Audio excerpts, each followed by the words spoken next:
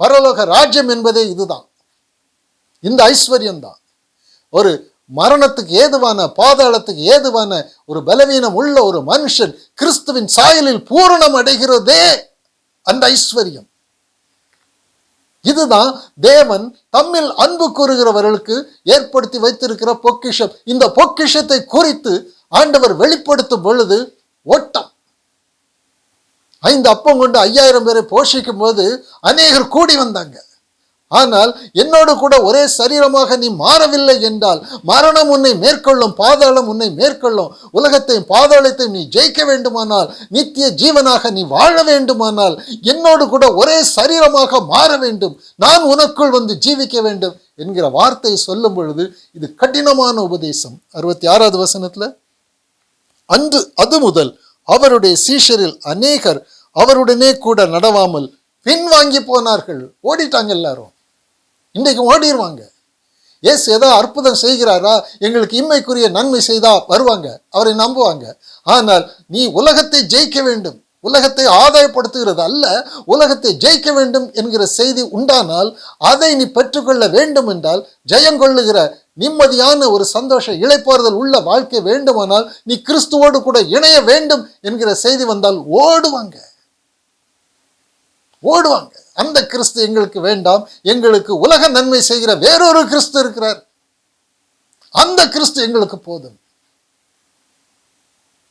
எங்களை உலகத்தை ஜெயிக்க வைக்கிற, பரலோக வாசியாக மாற்ற வைக்கிற, தன்னோடு கூட ஒரே சரீரமாக மாற்றுகிற, ஆவிக்குரிய ஜீவனாக எங்களை மாற்றுகிற அந்த மெய்யான கிறிஸ்து எங்களுக்கு வேண்டாம். எங்களுக்கு உலக நன்மை செய்கிற வேறொரு கிறிஸ்து இருக்கிறாரு, அந்த கிறிஸ்து தான் எங்களுக்கு வேண்டாம். அதான் ஜனக்கூட்டம் ஓடுது. ஓடுங்க, எவ்வளவு தூரம் ஓடுவீங்க? உங்களை துரத்திட்டு வர்றான், அதை விட வேகமா வருவான். உங்க பிரச்சனை அதை விட அதிகமாகி கொண்டே இருக்கும். அவர் தம்முடைய சீஷரை பார்த்து கேட்கிறார் உடனே. 67வது வசனத்துல, அப்பொழுது இயேசு 12 நோக்கி நீங்களும் போய்விட மனதா இருக்கிறீர்களோ என்றார். 68, சீமோன் பேதுரு அவருக்கு பிரதியுத்தரமாக, ஆண்டவரே, யாரிடத்தில் போவோம்? நித்திய ஜீவ வசனங்கள் உம்மிடத்தில் உண்டே. இந்த ஒரு காரியத்துக்காக மட்டும் கிறிஸ்துவை பற்றி கொண்டிருக்கிற மட்டும்தான் நித்திய ஜீவனுக்குள் பிரவேசிப்பார்களே தவிர இம்மைக்குரிய காரியங்களுக்காக இயேசுவின் மேல் விசுவாசம் வைக்கிற எல்லாருக்கும் குறிக்கப்பட்ட இடம் பாதாளம். இவங்க போனாங்களா? இல்லையே. ஏன்? இவங்க உலக நன்மையை தேடி வரவில்லை, இவங்க நித்திய ஜீவனை தேடி வேறொரு வாழ்க்கை இருக்கிறது. நீர் வேறொரு வாழ்க்கை வாழ்ந்து கொண்டு இருக்கிறீர்.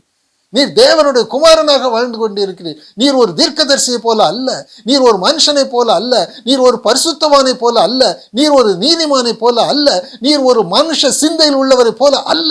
நீர் தேவ சிந்தை உள்ளவராக, தேவ ஆவி உள்ளவராக, நீர் தேவனாக, தேவ குமாரனாக நீர் வாழ்ந்து கொண்டிருக்கிறீர். அந்த வாழ்க்கை எங்களுக்கு வேண்டும். உலகத்தை நாங்கள் ஜெயிக்கணும், பாதாளத்தை ஜெயிக்கணும், பிரச்சனைகள் போராட்டங்கள் எல்லாவற்றையும் ஜெயங்கொள்ளுகிறவர்களாக நாங்கள் இருக்கணும். அப்படிப்பட்ட ஜெயத்தை எங்களுக்கு கொடுக்கிறதற்கு அவருடைய வாயிலிருந்து புறப்படுகிற வெளிப்பாடு, ஆவியினால் உள்ள வெளிப்பாடு ஜீவ வசனம். 63வது வசனத்தில், ஆவியை உயிர்ப்பிக்கிறது, மாம்சமானது ஒன்றுக்கும் உதவாது. நான் உங்களுக்கு சொல்லுகிற வசனங்கள் ஆவியும் ஜீவனுமாய் இருக்கிறது. இதுதான் அந்த வெளிப்பாடு. தேவனோ அவைகளை தமது ஆவியினாலே எங்களுக்கு வெளிப்படுத்தினார் என்று சொன்னோமே. அந்த பரலோக பொக்கிஷ வாழ்க்கை, உலகத்தை ஜெயிக்கிற வாழ்க்கை, பாதாளத்தை ஜெயிக்கிற வாழ்க்கை, மரணத்தை ஜெயிக்கிற வாழ்க்கை இருக்கு. இது எங்க இருந்து கிடைக்கும் என்றால் 63வது வசனத்துல, ஆவியே உயிர்ப்பிக்கிறது, மாம்சமானது ஒன்றுக்கும் உதவாது. நான் உங்களுக்கு சொல்லுகிற வசனங்கள், நான் உங்களுக்கு சொல்லுகிற வசனங்கள் ஆவியும் ஜீவனும் வெளிப்பாடும், பரத்தில் இருந்து வருகிற ஆவிக்குரிய வெளிப்பாடாக உங்களை மனுஷ ஜீவிதத்தில் இருந்து ஆவிக்குரிய ஜீவனாக மாற்றி உங்களுக்குள்ளே நான் வந்து ஒரே சரீரமாக மாறுகிறதற்கு பரத்திலிருந்து வருகிற வெளிப்பாடு இது. என் வாயில் இருந்து புறப்படுகிற வார்த்தை. ஆவிதான் உயிர்ப்பிக்கும், மாம்சம் ஒன்றுக்கும் உதவாது. நான் தான் உங்களை உயிர்ப்பிக்க முடியும். எந்த மனுஷனும் உங்களை உயிர்ப்பிக்க முடியாது, எந்த போதகனும் உங்களை உயிர்ப்பிக்க முடியாது, எந்த மனுஷ உதவியும் உங்களை உயிர்ப்பிக்க முடியாது. நான் தான் உங்களை உயிர்ப்பிக்க முடியும். என்னிடத்தில் வாங்கள்.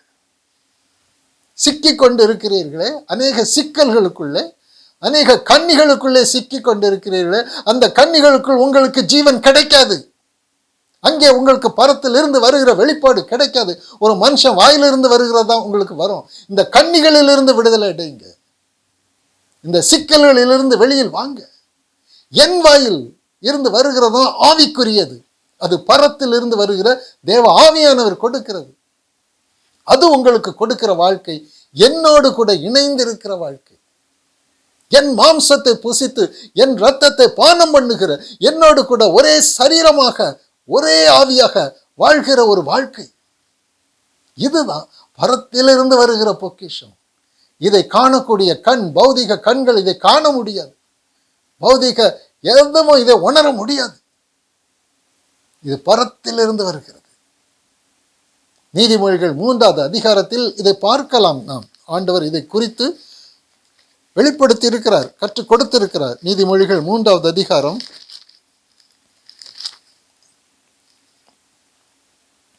13வது வசனம்,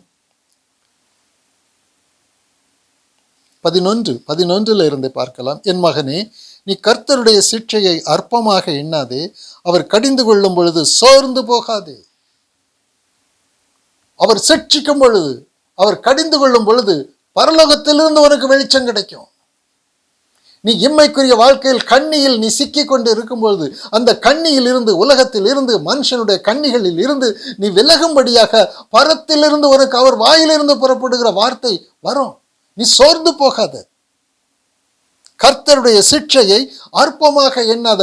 உன் வாழ்க்கையை அவர் மாற்றும் பொழுது, உன் திசையை அவர் திருப்பும் பொழுது, உன்னை இந்த பாதாளத்தின் வல்லடியில் இருந்து அவர் மீட்டுக் கொள்ளுகிறதற்கு அவர் பிரயாசம் எடுக்கும் பொழுது, இந்த கண்ணிகளில் இருந்து நீ தப்ப வேண்டும், விடுதலை அடைய வேண்டும் என்று அவர் உன்னில் கிரியை செய்யும் பொழுது, அவர் சிட்சிக்கும் பொழுது அற்பமாக எண்ணாதே. அவர் உன் வாழ்க்கையில் இடைப்படும் பொழுது அற்பமாக எண்ணாதே. அவர் கடிந்து கொள்ளும் போது சோர்ந்து போகாதே. வாழ்க்கையில் நடக்கிற எந்த ஒரு சம்பவமும் ஆண்டவர் ஒரு பெரிய காரியத்தை வைத்திருக்கிறார். ஒரு பெரிய விடுதலை கொடுக்க அவர் அந்த காரியத்தை அவர் செய்கிறார். சோர்ந்து போகாதே, அற்பமாக எண்ணாதே. தகப்பன் தான் நேசிக்கிற புத்திரனை சிட்சிக்கிறது போல கர்த்தரும் தேவனிடத்தில் அன்பு கூறுகிறாரே. அன்பு கூறுகிறாரோ, எவனிடத்தில் அன்பு கூறுகிறாரோ அவனை சிட்சிக்கிறார். தகப்பன் சிட்சிக்கிறது போல, தகப்பன் தான் பிள்ளைக்கு ஒரு உன்னதத்தை கொடுக்கிறது போல, அந்த மெய்யான தகப்பன் அந்த மெய்யான அந்தஸ்தை கொடுக்க அவர் வருகிறார்.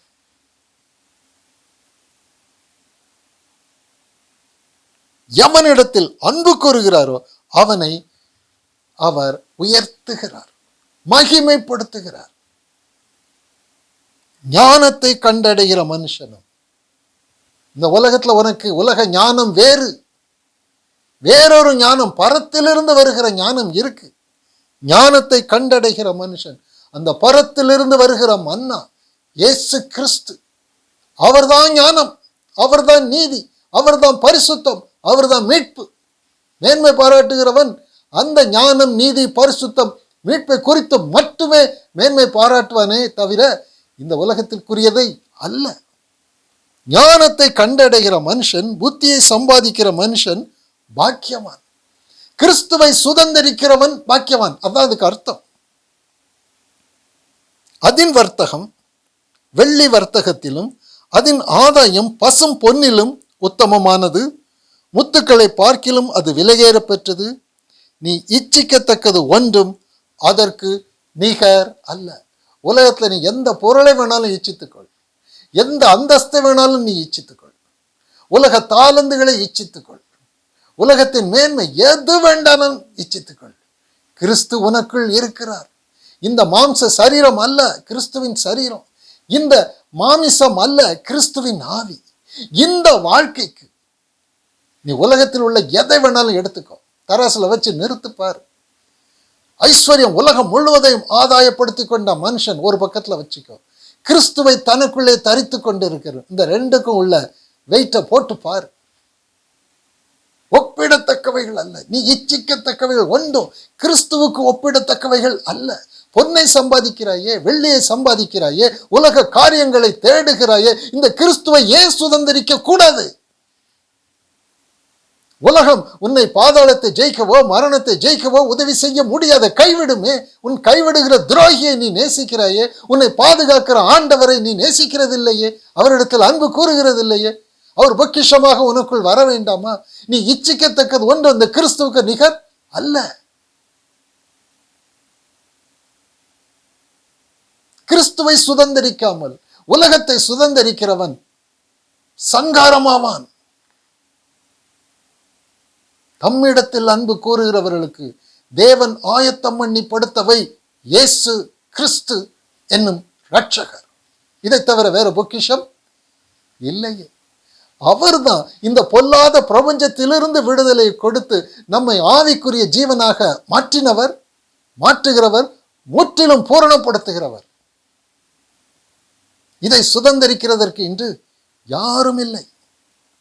இந்த இயேசு கிறிஸ்துவை சுதந்திரிக்கிறதற்கு ஒருவரும் இல்லை. பொன்னா கொடு, பணமா கொடு, உலகமா கொடு, இயேசு வேணுமா வேண்டாம். எங்களுக்கு பொன்னும் வெள்ளியும் கொடுக்கிற இயேசு எங்களுக்கு வரட்டும். எங்களை இந்த உலகத்துல இருந்து ஜெயம் கொடுக்கிற இயேசு எங்களுக்கு வேண்டாம். இன்னைக்கு அநேகருக்கு வேறொரு கிறிஸ்து இருக்கிறார் என்பதே தெரியாது. வஞ்சிக்கப்பட்ட கிறிஸ்து, கிறிஸ்து நாமத்தில் ஒரு கொடிய வஞ்சகம் நடந்து கொண்டு இருக்கிறது. 2 கொரிந்தியர் 11வது அதிகாரத்தில் ஆண்டவர் அந்த காரியத்தை குறித்து 2000 வருஷத்திற்கு முன்பே அப்படிப்பட்ட ஒரு கொடிய வஞ்சகம் சபைகளுக்குள் புகுந்திருக்கிறது. எங்கே சத்தியம் இருக்கிறதோ அந்த சத்தியத்தை கெடுக்கிறதற்கு வஞ்சகம் உள்ள போகும். பிசாசின் வேலை அது. சத்தியத்தை புரட்டுகிறது பிசாசினுடைய வேலை. 2 கொரிந்தியர் 11வது அதிகாரம்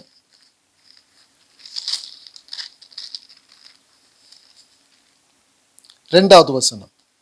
2 கொரிந்தியர் புஸ்தகம் 11வது அதிகாரம் 2வது வசனம். நான் உங்களை கற்புள்ள கன்னியாக கிறிஸ்து என்னும் ஒரே புருஷனுக்கு ஒப்பு கொடுக்க நியமித்தபடியால். கற்புள்ள மணவாட்டி, கிறிஸ்து என்கிற ஒரே மணவாளன். இந்த கிறிஸ்து என்கிற ஒரே மணவாளனுக்கு உன்னை கற்புள்ள மணவாட்டியாக நியமிக்கணும். நீங்க ஒன்னாயிரணும். மணவாளனும் மணவாட்டி 2 அல்ல, 1. ஒரே சரீரம். கிறிஸ்துவோடு கூட ஒரே சரீரமாக இணைக்கிறதற்கு நான் நியமித்திருக்கேன். அது என்னுடைய சித்தம். உங்களுக்காக தேவ வைராக்கியமான வைராக்கியம் கொண்டிருக்கிறேன். தேவ வைராக்கியம், ஆவியானவருடைய வைராக்கியம். அது கிறிஸ்துவோடு கூட மணவாளன் மணவாட்டியாக இணைக்கும்படிக்கு, ஒரே சரீரமாக ஒரே சரீரத்தில் வாழும்படிக்கு, கிறிஸ்து தலை ஒரே சரீரமாக மாறும்படிக்கு, கிறிஸ்துவோடு கூட இணைக்கிறதற்கு உங்களை மனுஷ சரீரத்திலிருந்து, மனுஷ ஜீவிதத்திலிருந்து, மாமிசத்திலிருந்து பிரித்து கிறிஸ்துவோடு கூட அவருடைய சரீரத்தில் அவருடைய ஆவியில் ஒன்றாக்குறதற்கு நான் மிகுந்த ஒரு வைராக்கியம் கொண்டிருக்கிறேன். தேவ வைராக்கியம் ஆன வைராக்கியம் கொண்டிருக்கிறேன். 3வது வசனம். ஆகிலும் சர்ப்பமானது, பாருங்க, இதை பிசாசு செய்கிற காரியம். கிறிஸ்துவோடு ஒருத்தரும் இணைந்து விடக்கூடாது. கிறிஸ்துவை நம்பிக்கொள்ளலாம், ஆனால் கிறிஸ்துவோடு இணையக்கூடாது. ஒரே சரீரமாக மாறக்கூடாது. அவருடைய ஆவிக்குரிய சரீரம், அதை நாம் புசிக்கக்கூடாது. அவருடைய மாம்ச ரத்தத்தை புசித்து அவருடைய சரீரத்தோடு நாம் ஒன்றாக இணையக்கூடாது. அந்த இடத்துல தான் பிரிவினை அவன் கொண்டு வருவான், வேறொரு கிறிஸ்துவை கொண்டு வருவான். ஆகிலும் சர்ப்பமானது தன்னுடைய தந்திரத்தினாலே ஏவாளை வஞ்சித்தது போல உங்கள் மனதும் கிறிஸ்துவை பற்றிய உண்மையின் நின்று விலகும்படி கெடுக்கப்படுவோம் என்று பயந்திருக்கிறேன். எப்படி எனில், 4வது வசனம். உங்களிடத்தில் வருகிறவன் ஒரு பிரசங்கர் தான் வருவான், ஒரு போதகன் தான் வருவான், கையில பைபிள் எடுத்துக்கொண்டு தான் உங்க வீட்டுக்கு வருவான். உங்களுக்கு எச்சரிக்கை இல்லை என்றால், உங்களுக்கு ஆவியானவருடைய வெளிப்பாடு இல்லை என்றால், உங்களுக்கு பரலோக வாழ்க்கை குறித்து உங்களுக்கு ஒரு தாகம் தவனம் இல்லை என்றால், அவன் உங்களை கொள்ளையடிப்பான்.